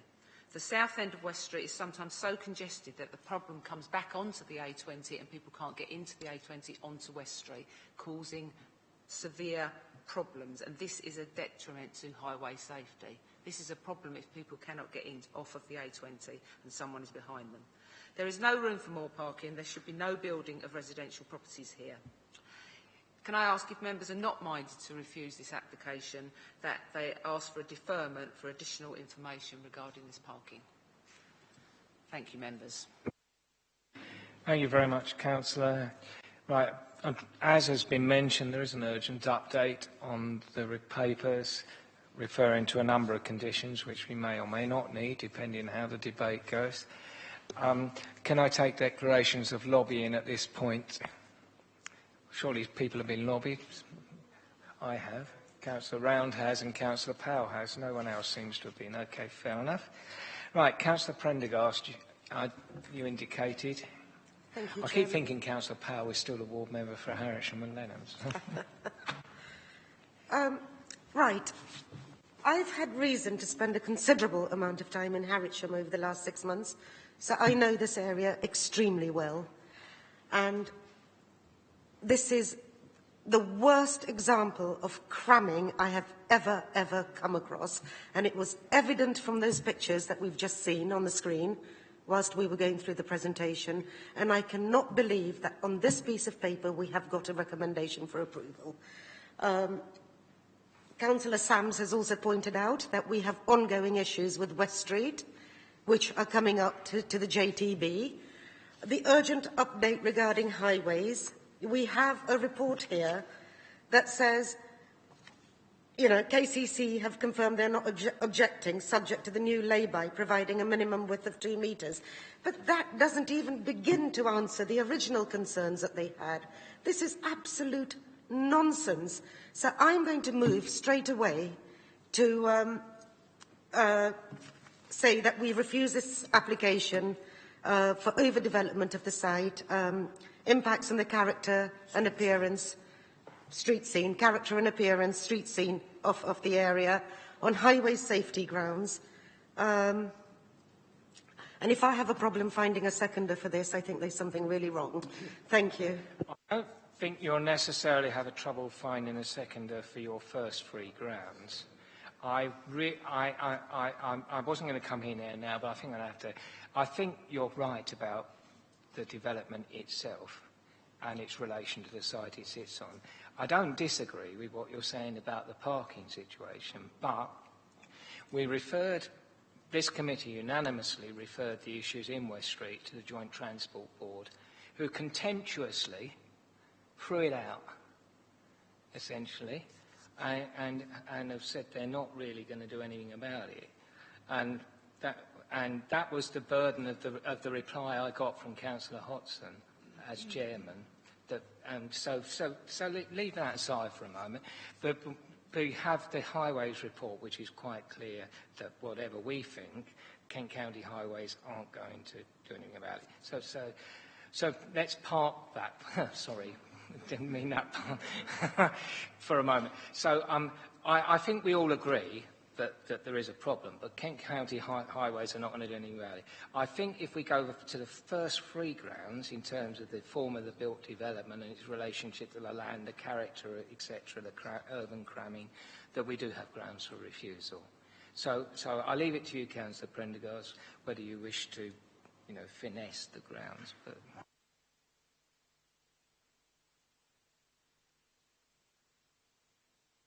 I'm sure the other members are going to come in and add something to this, so I'm going to ask the officer to wait a bit until we've had a couple of more contributions. Councillor Bolton was next. I do have you, Councillor.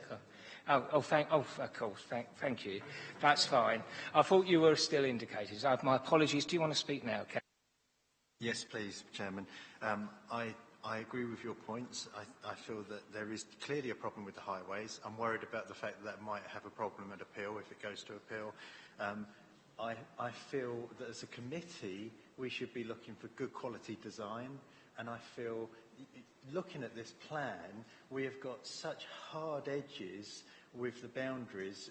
The two neighbouring properties to the east, they've got essentially hard interfaces with these houses. There's no room there for any structural landscaping. There's a hard boundary to the south. I feel it's incongruous. I know that there's other development in tight spaces, but I do feel this is incongruous for this site, and I feel that is definitely a strong reason for refusal. There's no ability to do any structural landscaping. It's a cramped form of development, and I think that it really is not good quality design. I feel we should be doing better than this. I would agree on almost everything you said, but I'm going to have to come back to Councillor Prendergast at this point and ask. I'm sorry, but I'm going to have to ask you to go with the first three grounds you cited and not the highway one. And is that okay? Character, appearance, the relationship of the form of the built development to the site it sits on, lack of, in particular, the lack of any land space for structural landscaping, and overall, as Councillor Clark just added, that the development does not meet the criteria set out within the NPPF for good quality design. And I think we can finesse that as the debate goes forward, but that's the basic things. Councillor Bolton, you were named. Well, I don't actually see much need for any further debate on this, really, Mr. Chairman. I think we're more or less of a unanimous view here. From my point of view, this has probably got to be one of the worst possible designs that have been put forward that I think I've seen in my time on this committee. How on earth someone thinks you can fit 4 houses in and not have an impact on the neighbours, I don't know. So I actually, Mr. Chairman, think there's no real need for much more debate, and we should probably get on and chuck this out. I'm going to just ask members whether actually what the best course of action, and other people can have the input at this point, for a short adjournment for members to discuss the exact formulation of the wording of the refusal, potential refusal. I think. Okay. You don't think we need that? No. The legal officer has strongly recommended that we do, and I can't believe we need it. Well, it's up to you, but I think we can help with a ground that we could come up with, these members. Mr. Bailey is confident that despite the legal officer's comments there, he does not in fact need to do that. Okay, and that he will be able to come up with the grounds to support. Well, we got the grounds, but to put the grounds in language that is somewhat smoother than we have put. Councillor Harwood.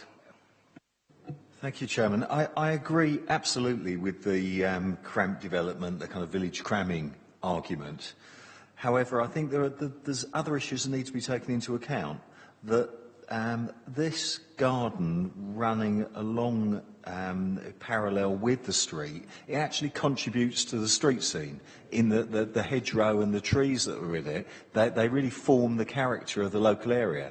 And if we were to get absolutely fill the plot with development. I mean, you notice their landscaping scheme comprises pots and there's some planters, which I think shows how little space there is. And it will fundamentally change the feel of the street and make it very arid and urban. And, you know, essentially this is, you know, a village at the foot of the Kent Downs AONB.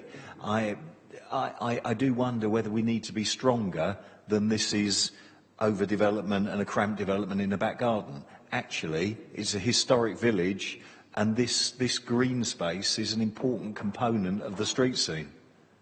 I think we were a bit stronger in saying that it did not constitute good design within, as set out in the MPPF.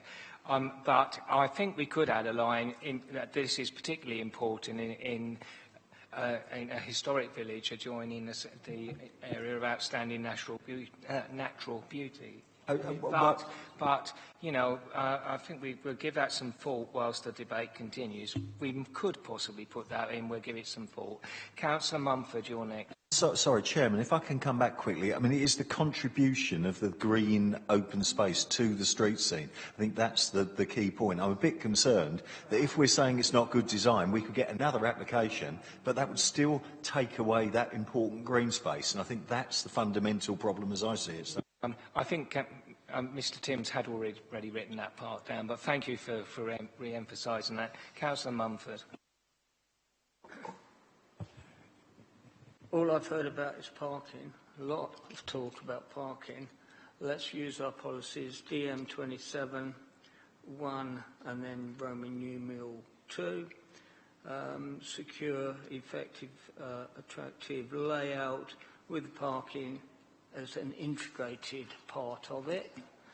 And if we look at 4, Roman numeral 4, it mustn't interfere with, I think that's the one, I've taken my glasses off, with on-street parking. I think we can bring parking into this objection.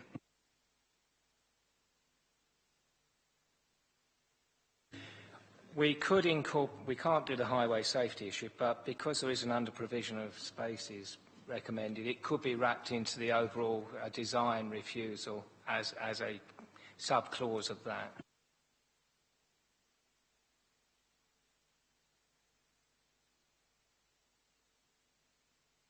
At this point, I think it would be very helpful if Mr Timms reads out what he has so far.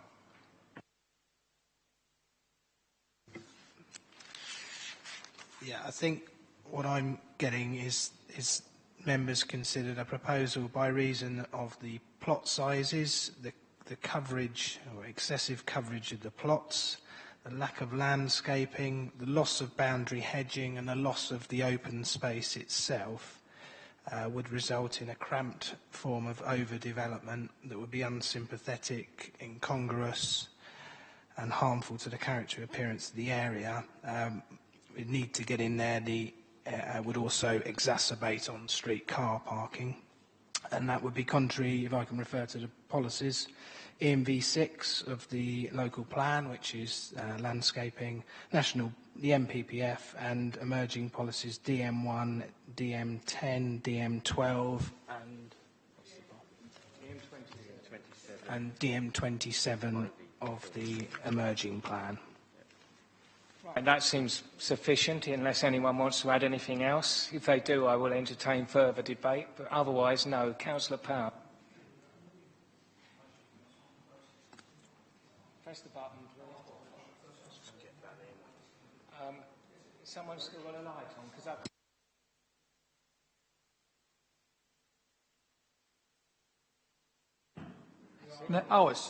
I think someone must have had the lighter. No, I had a list of about 20 things here, actually, before we started tonight, and then Councillor Prendergast took the first 10. And I think we've moved on from there. The only thing that I did find quite amusing, actually, is considering these were supposed to be elderly apartments, why their parking spaces were situated 50 metres away from their front door. But apart from that, I think everything else has been mentioned. Thank you, Councillor Powell, for being succinct. Councillor Round, I will take you as the last speaker, and then... Thank you very much. I don't really need to say much more because I'm in the same position as Councillor Powell. I've got a list written down here. It's all been said by somebody sooner or later.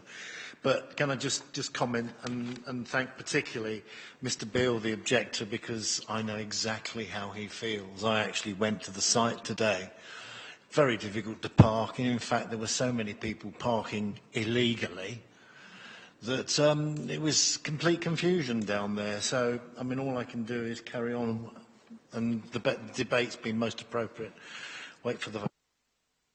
Thank you very much, members. I think we're all very clear after everyone's very positive input and Mr Tim's summary where we are. So I will, without further ado, put the recommendation to refuse on the grounds read out to the committee. Those in favour, please indicate.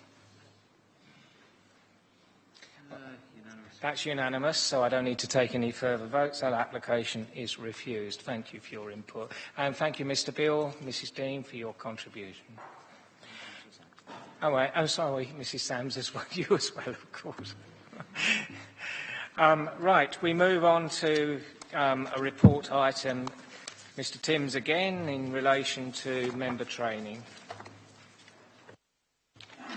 Thank you, Chair. I wasn't really going to go into any detail.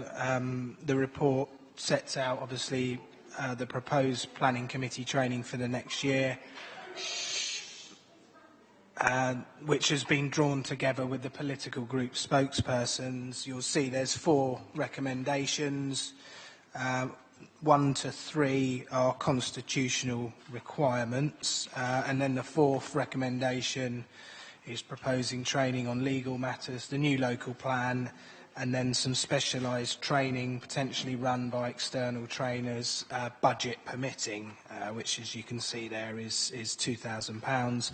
And then there's some suggestions of topics that have come through the spokespersons' meetings, but it's saying the topics, specific topics, would be agreed again via the spokespersons. Thank you.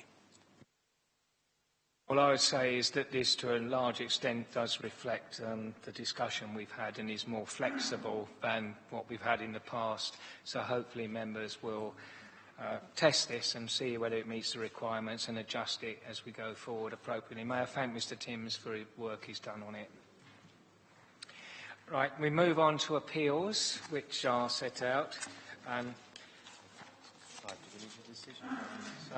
No, members have agreed that. Yeah. Yeah, it's agreed. All those, we're moving to appeals on page 156. Yeah, it's not a problem. Appeal decisions are set out here. As you can see, they're all very satisfactory. Any questions from members on these appeals? Well, may I congratulate the officers on a job, 7 jobs well done. Keep up the good work. And with that, I close the meeting and wish the Vice Chairman good speed on his journey to Le Mans.